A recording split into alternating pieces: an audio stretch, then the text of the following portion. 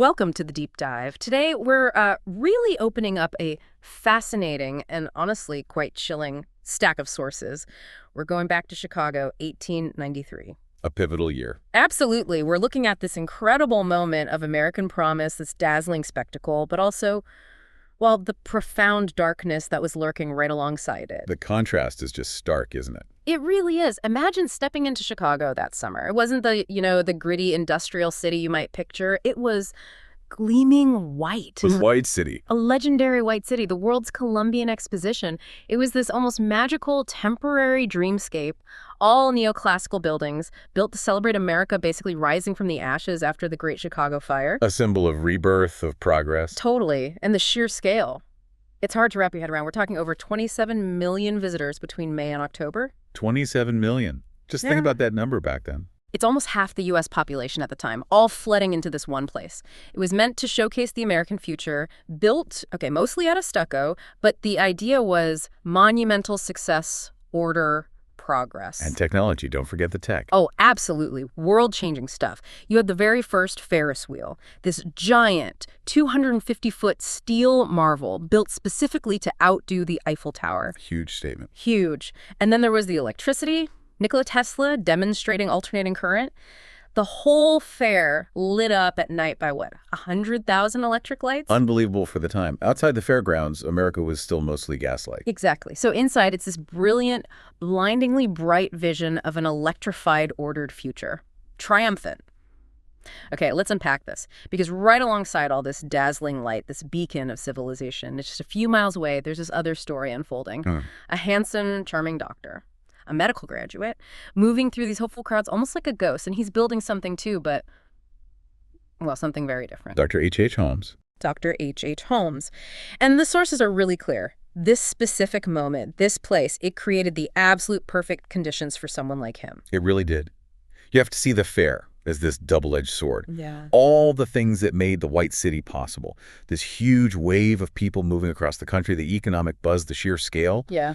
Well, those same factors created, let's call it the perfect ecosystem for a predator. The key.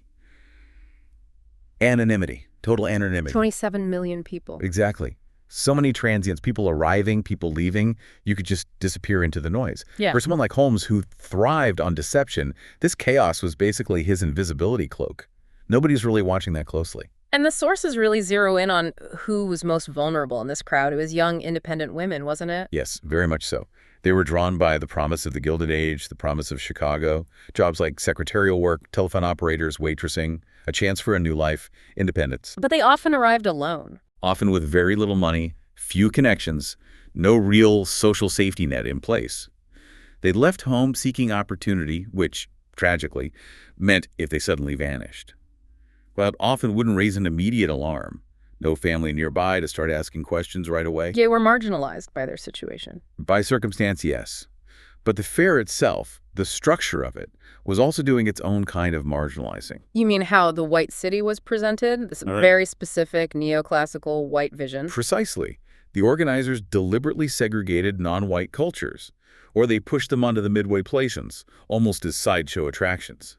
People of color presented as, quote, primitive curiosities. A stark contrast to the supposedly pure, civilized White City. It was more than just contrast. It was a reflection of the societal hierarchy. It implied some lives were just less important, less worthy of concern or scrutiny if they went missing. This grand vision of the White City actually created a kind of social blind spot. And Holmes understood that. Oh, he understood it perfectly. He knew who society wasn't keeping a close eye on. And he used that systemic blindness, that cultural bias, to operate completely in the open, yet completely hidden. The bright promise of the fair literally blinded people to the darkness it was casting. So to really get how Herman Mudgett became this figure, H.H. Holmes, we need to go back to his roots in Gilmanton, New Hampshire. He was born Herman Webster Mudgett, May 16th, 1861. And the picture painted by the sources of his childhood is bleak. It's far from the successful image he'd later cultivate. Defined by cruelty, really. Psychological, physical. His parents were devout Methodists, demanding absolute obedience. Extremely strict. The mother sounds cold, distant. She'd been a school teacher. The father, well, he was apparently a violent alcoholic, a brutal disciplinarian. And the abuse described is extreme. Things like being locked up alone for long periods, denied food. Yes, and there's one account that's particularly chilling about his father silencing him when he cried by holding rags soaked in kerosene over his mouth. Wow, just suffocating him into silence. It's systematic terror, not just punishment, but designed to break him, to enforce total control, create dissociation maybe. So you have this highly intelligent kid growing up in this traumatic environment, and the sources mention the specific incident at school. He was a bit of a loner, got bullied. Right, and one day, some classmates, kind of as a cruel prank, dragged him into a local doctor's office. And what happened? They apparently forced a real human skeleton onto him, pushed its hands onto his face. The idea was just to terrify him. But that's not how he described it later. No. In his own accounts, Holmes claimed this didn't traumatize him. He said it ignited something, a fascination with anatomy, lifelong. Convenient reframing, perhaps, turning humiliation into inspiration. It certainly fits his pattern of controlling the narrative. Whether it's true or not, it became part of his story. And this supposed fascination, it didn't stay academic for long. He started spending time in the woods. Yeah, escaping the house. But his curiosity took a darker turn. It became morbid. He started capturing small animals, first reptiles, then rabbits, dogs. And dissecting them. Systematically dissecting them. This wasn't just, a kid's curiosity. The sources frame it as an early sign of, psychopathy. A total lack of empathy, combined with this intense need for control. He was practicing taking things apart, living things. Skills he'd later apply to people? Devastatingly so. There are even whispers, though hard to prove definitively, about a childhood friend named Tom. Oh. The suggestion is Mudgett might have been responsible for his death, making it look like an accident. Again, control, manipulation, it's all there early on. So how did he get out of 𝐃𝐿? Purely through calculation. A con, essentially. In 1878, he marries Clara Lovering. Her family had some money connection. They used that. Used their money to get into the University of Michigan's medical school in 1879. As soon as he had what he needed, the education, the funding, he just abandoned her and their son. Just walked away. Completely. It shows his transactional view of people, even then. So medical school wasn't just about getting the doctor title. It gave him the perfect cover, didn't it? And the actual skills. Oh, absolutely. It gave him legitimacy, respectability. But crucially, it also gave him the knowledge to, professionalize his fraud and eventually murder. The sources emphasize this, right? He wasn't a great student academically. Apparently mediocre. But he excelled at crime. He started stealing cadavers from the university lab, even robbing fresh graves. Why? Just for practice. That led directly into his insurance fraud schemes. This became his blueprint, his modus operandi for life. How did those schemes work back then? Sounds risky. It was, but he was clever. And he had access others didn't. He'd take out life insurance policies, sometimes on fake people, sometimes on real people he planned to dispose of. Okay. Then to collect the payout, he'd get hold of an unidentified corpse, maybe one he stole from the lab, or a grave. He'd disfigure it further, maybe with acid, maybe surgically, to match the description on the policy or just to make it unrecognizable. Using his medical skills for crime. Exactly. Highly specialized financial crimes, seemingly untraceable. It set the pattern. Manipulate, exploit, then surgically remove the problem or the person for profit. He graduates in '84, takes the name Dr. Henry Howard Holmes, H.H. Holmes, and heads to Chicago in 1886. Right into the booming Englewood neighborhood. And lands on his feet quickly. He gets involved with a pharmacy on 63rd Street, manipulates the owner's widow. And she then disappears. She vanishes. Suddenly, Holmes owns the pharmacy. He's now Dr. Holmes, the respectable local businessman, the perfect Gilded Age image of success, but with this dark secret already established. And then comes the building. The World's Fair is announced. Chicago's booming, construction everywhere. He buys that lot across the street, 63rd and Wallace. Starts building this big 3-story place. The building that would become infamous. But we really need to separate the legend from the facts here. Let's start with the legend, because the newspapers at the time, the yellow press, they went wild with this, didn't they? Created this image that's stuck for over a century. Oh, absolutely. They painted it as this, diabolical murder factory, a labyrinth built purely for killing. What kind of things did they claim? The full Gothic horror treatment. Hallways to nowhere, stairs ending abruptly in midair, soundproof rooms, supposedly, airtight bank vaults with hidden gas jets inside to asphyxiate people. Trapdoors. Trapdoors dropping unsuspecting hotel guests down chutes straight into a basement torture chamber. That was the story. And the basement itself, a private abattoir. According to the legend, yes. dissecting tables, pits filled with quicklime, huge vats of acid to dissolve bodies, and this massive crematorium to burn everything away. This is where that number comes from, the estimate of maybe up to 200 victims, mostly anonymous fair visitors. Here's where it gets really interesting, because the actual historical research, people digging into records, it tells a completely different story about the castle. A radically different story.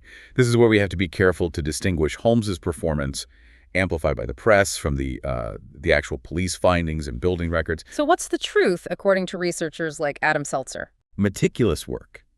Using property records, contractor interviews, they've pretty systematically debunked most of the lurid murder castle myth.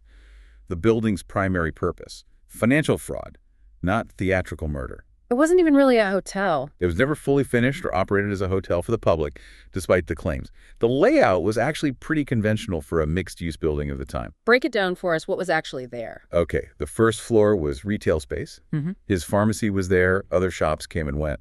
The second floor had apartments, but these were for long-term tenants, people he knew, people who lived and worked there, not transient hotel guests disappearing nightly. And the third floor, the supposed hotel level. Never finished. Never furnished, never opened as a hotel. Any murders that happened in that building involved people Holmes knew personally, employees, lovers, associates. Okay, so if it wasn't designed for murder, why? The weird architecture, the confusing hallways, the sealed vaults, the stairs to nowhere, what was that about? That was about fraud. Specifically, credit fraud and avoiding paying workers. Holmes hired and fired construction crews constantly. Why? For no single crew ever saw the whole picture. It prevented them from realizing what he was up to, or from effectively demanding the money he owed them. He was perpetually cheating his builders. And the secret rooms and passages? Those weren't primarily for hiding bodies. They were for hiding assets, furniture, building supplies, luxury goods, stuff he bought on credit and never intended to pay for. When the repossession agents showed up, he'd stash the stuff. Exactly. Shuttle it into a hidden room behind a false wall, then claim it was never delivered or it got stolen. The whole building was basically a machine for generating and hiding debt, a monument to scams. That changes everything. The weirdness was to confuse creditors, not trap victims. What about the basement then? The supposed horror chamber. The basement was grim, no doubt. There was a large furnace, yes, but that wasn't unusual for heating a big building. He definitely used it to dispose of some remains and incriminating evidence, but it wasn't some custom-built crematorium for mass murder. Dissecting tables. Plausible. Remember, he was a doctor, and he had a side business selling articulated human skeletons to medical schools. That required dissection. But no giant acid vats. No torture racks. Zero credible evidence found by the actual police investigators. No purpose-built body chutes, no stretching racks. Those seem to be pure inventions of the sensationalist press, likely fueled by Holmes's own, later, exaggerated confessions. So the sources basically confirm the scale of the killing was wildly inflated. Dramatically. The legend says 200 anonymous tourists. The research points to 9 confirmed or highly plausible victims killed within that building. And the key difference? They weren't random strangers. Every single one was someone Holmes knew personally. Partners in crime, lovers, employees, even children of his associates, killed systematically for money or to cover up his tracks. So the building itself, it was like a physical reflection of Holmes himself. Perfectly put. A respectable, plausible exterior, the successful business building. But inside, a convoluted, deceptive, predatory space built on lies and debt. The murders weren't the primary design. They were the brutal byproduct of his obsession with greed. Right. And as we shift to talk about the victims, it's really important to stress this. The real horror isn't in the fictional architecture. It's in the cold, calculated way Holmes targeted people he knew, people who trusted him. He befriended them, romanced them, employed them. And then systematically dismantled their lives for profit. These weren't just names on a list. They were real people with families, hopes, futures he stole. The first confirmed victims connected directly to the castle were Julia Connor and her little girl, Pearl. Julia was married to Ned Connor, who actually worked for Holmes at the pharmacy for a while. Yes, and Julia, whose sources say was unusually tall, started an affair with Holmes. Ned eventually found out and left, basically leaving Julia and their 6-year-old daughter, Pearl, under Holmes's roof, under his control. And they disappeared when? Around late 1891. Just before Christmas, yes. Holmes gave different stories over the years in his confessions, but the most consistent and frankly plausible account is that Julia died during a botched illegal abortion he performed on her. Oh, wow. And then realizing he had a witness, he immediately poisoned Pearl to cover up the first death. Eliminate the witness. And the financial motive kicks in right away, doesn't it? Instantly. Shortly after they vanished, Holmes hires a specialist, an articulator, to prepare a female skeleton for sale. Specifically, the skeleton of an unusually tall woman Julia matches her description perfectly. He then sold her skeleton to a medical college. He literally turned his victim into cash, liquidated the asset. What about Pearl? Did they find anything? They never found Julia's body definitively identified by authorities at the time. But later, when investigators were digging in the basement of the building in the area Holmes indicated, they did find fragmented skeletal remains of a young child, consistent with Pearl's age. Chilling. Just cold-blooded disposal and profit. That pattern repeats with Emmeline Cigrand in 1892. She was young, ambitious, came from Indiana seeking opportunity in Chicago. Holmes hired her as his stenographer. And charmed her, presumably. Of course. Swept her off her feet, proposed marriage, and very quickly gained control over her finances, her savings. But she started to suspect something. Apparently, yes. She grew wary of his constant debts, his evasiveness. She vanished around December 1892. Holmes told her worried family she'd run off suddenly to get married elsewhere, alive to buy time. But the police found something later, something in the building. They found, perhaps, the most haunting piece of physical evidence connected to the whole murder castle story. It was inside one of the large bank-style vaults on the second floor. On the inside of the heavy metal door, What was it? a faint footprint. The outline of a woman's bare foot pressed desperately against the inside of the door. Emily. Believed to be Emmeline Cigrand's final, desperate mark. The theory is she was locked inside that airtight vault, perhaps gassed, perhaps just left to suffocate. An eyewitness later reported seeing Holmes and his janitor struggling to move a large, heavy trunk out of the building the very next morning. Her skeleton. Like Julia's, it seems her skeleton was also articulated and sold by Holmes for profit, another life converted into cash. Then comes the Pitezels connection. Benjamin Pitezels. This feels different somehow. He wasn't just an employee or a lover. He was a long-term associate, right?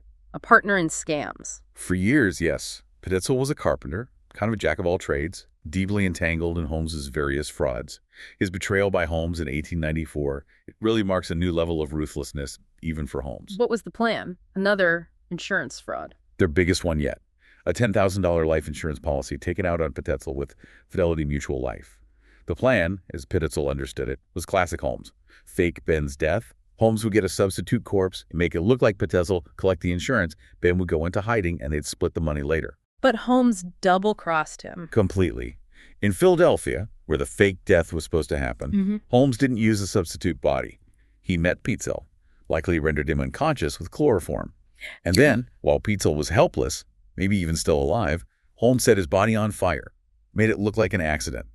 This ensured Holmes got the entire $10,000 payout. Pitezels wasn't just an accomplice anymore. He was a liability to be liquidated. That's brutal, but it gets even worse, doesn't it, with Pitezels' family? This is where it becomes almost unimaginably cruel. Huh. Holmes goes directly to Pitezels' widow, Carrie. She's grieving, confused.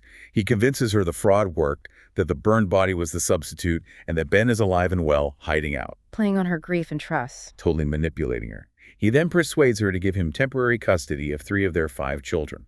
Alice, who's 15, Nellie, 11, and little Howard, just 8 years old. Under what pretext? That he needed to take them to Ben.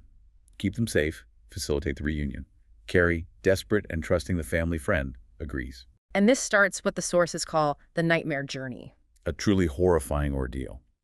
Holmes takes these 3 terrified children on the run. Across the Midwest, Detroit, other cities, then up into Canada. All the while keeping them isolated, totally under his control. While stringing the mother along? Exactly. He keeps Carrie and her 2 remaining children following just behind, always promising a reunion is just around the corner. An agonizing chase, knowing full well he's already planning to murder the children he has with him. The psychological torture is just immense, and he made the kids write letters. That's one of the most chilling details. He forced Alice and Nellie to write cheerful letters back to their mother, saying they were okay, looking forward to seeing her and their father soon, maintaining the lie. He carried those letters, using them to keep Carrie hopeful while he led her children to their deaths. It's just deeply ironic, isn't it? All the sensationalism around the Chicago castle, and yet the whole thing unravels because of a single insurance investigation hundreds of miles away.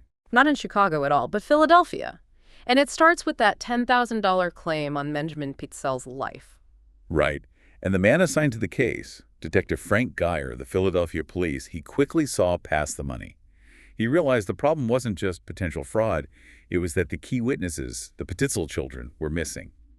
And their supposed guardian, Dr. Holmes, was a known liar. So Geyer starts looking for the kids. That's what turns it into this epic manhunt, starting around June 1895. And Geyer has one crucial piece of evidence. Holmes's one major mistake. The letters? That packet of letters Alice and Nellie wrote to their mother. Holmes hadn't destroyed them. Geyer used those letters like a map, a breadcrumb trail. So no high-tech forensics back then, just old-fashioned detective work. Pure shoe leather investigation.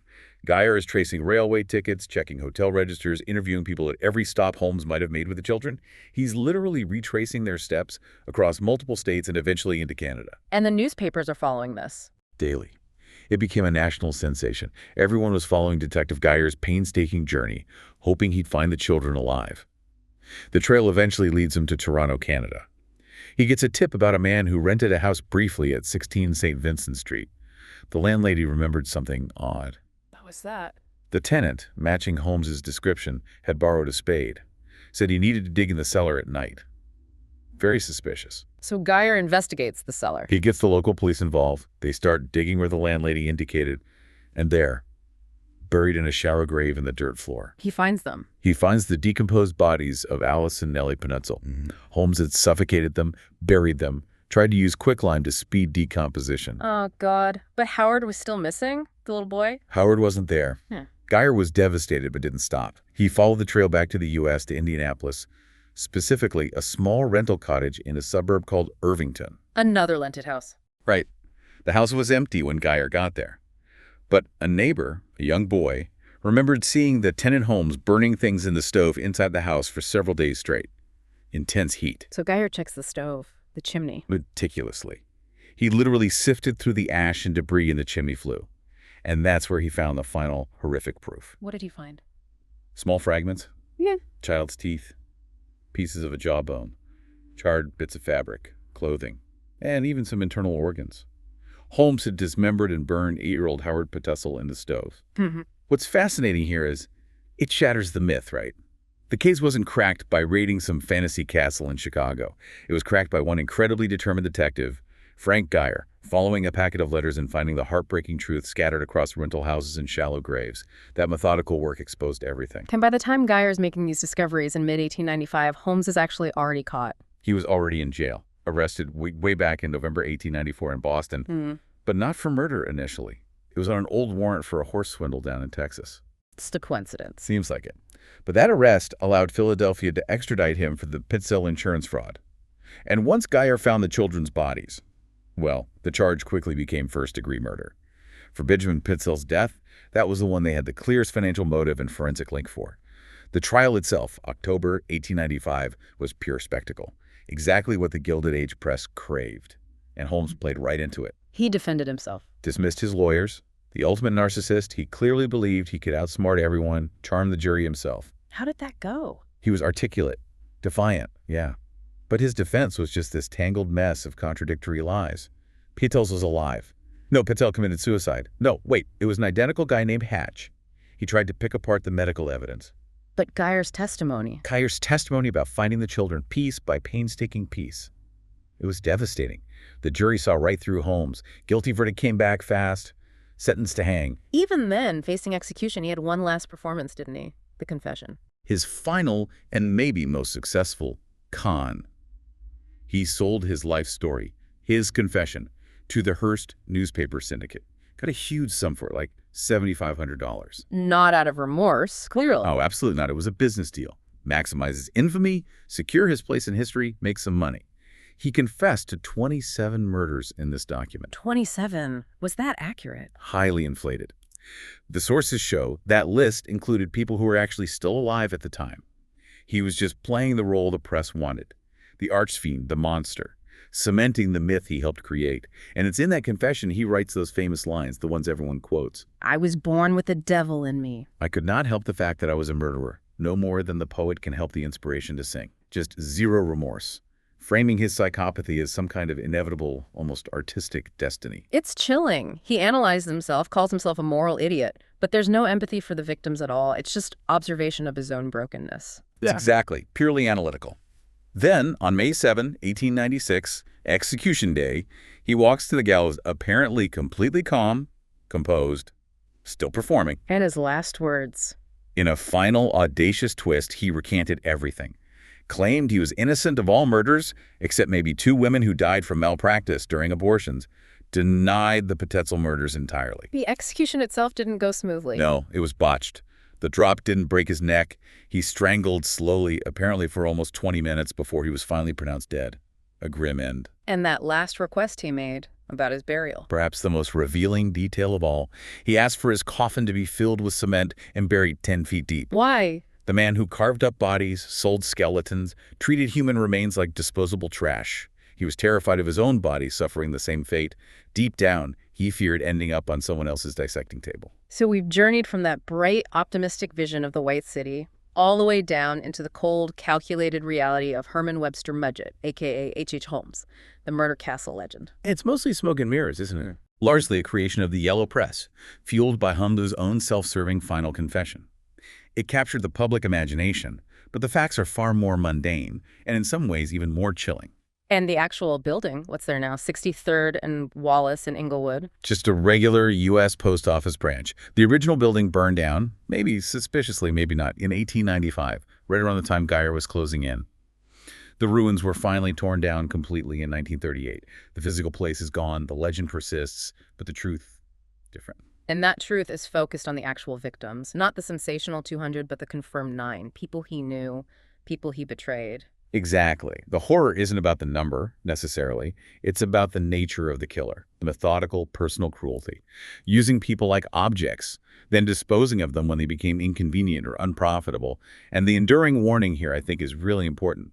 Holmes wasn't some cackling villain lurking in the shadows. He looked like success. A doctor, a businessman. Charming, educated, respectable. He fit the mold perfectly. The Gilded Age ideal of the self-made man. That's how he gained trust. That's how he got close. He saw people as Tools. Assets. instruments for his own gratification or assets on a balance sheet to be liquidated. People with lives, families, dreams, reduced to entries in his ledger of deceit. The real terror is how easily he hid right out in the open using society's expectations and the chaos of that specific time and place as his camouflage. This raises an important question, doesn't it? What's that? If the most profound evil doesn't always come with fangs and claws, but sometimes arrives with a friendly smile, a business card, and the appearance of perfect normalcy, what does that say about our own blind spots, especially when someone who commits such calculated personal cruelty looks exactly like the image of success society tells us to admire? And so, another chapter closes. For more journeys into history's forgotten files, please like and subscribe. Your next story awaits.